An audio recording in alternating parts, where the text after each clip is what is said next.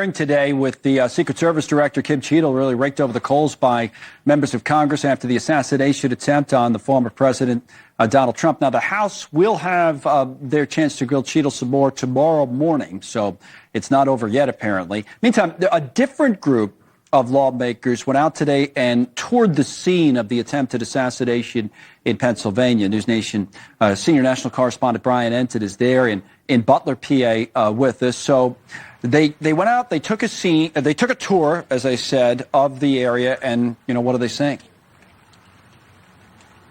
Yeah, this was the House Committee on Homeland Security. They are not happy with the Secret Service director, Connell. Both Democrats and Republicans. There was a whole delegation of them here today saying she needs to seriously consider resigning. They could not believe the fact that they were here touring the scene before the Secret Service director has even been here. She has yet to tour the area yet or to come here and lay eyes on what happened for herself. But it was interesting. They went up on the roof of the building to see for themselves where the gunman shot from. One of the most interesting things that they say they discovered when they were here, which I hadn't heard yet, is they met with local law enforcement, and they say there was a major communication breakdown, Connell.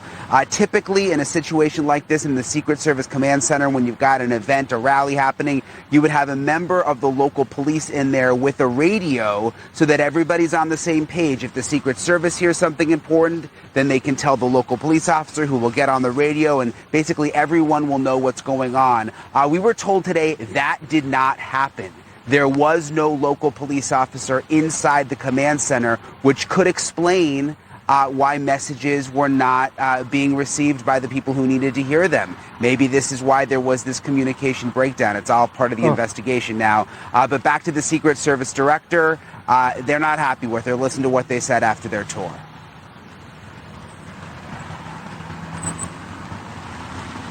The list of reasons she should resign is very long. If you're an elite unit, which the Secret Service should be, that's what happens when you screw up. You're fired, and she needs to go. So they finished the tour.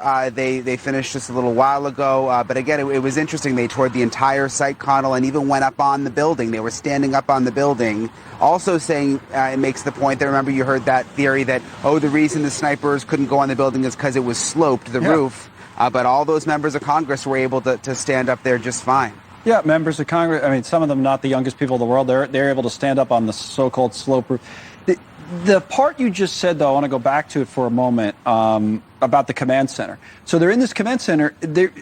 You would think, as you said, it might explain it, but it's really inexplicable when you think about it, that they would have known that there's no local law enforcement official there, because past practice, if they've run this at other rallies, at events, they would be used to having someone there.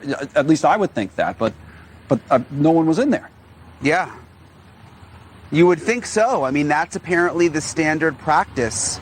According to what we were told today. We also learned something else new, according to sources. There were a series of meetings between the Secret Service and law enforcement, but apparently in the final meeting that morning before the rally, the Secret Service wasn't there. So in many ways, law enforcement, local law enforcement here, was sort of just doing their own thing, trying to figure things out as they went.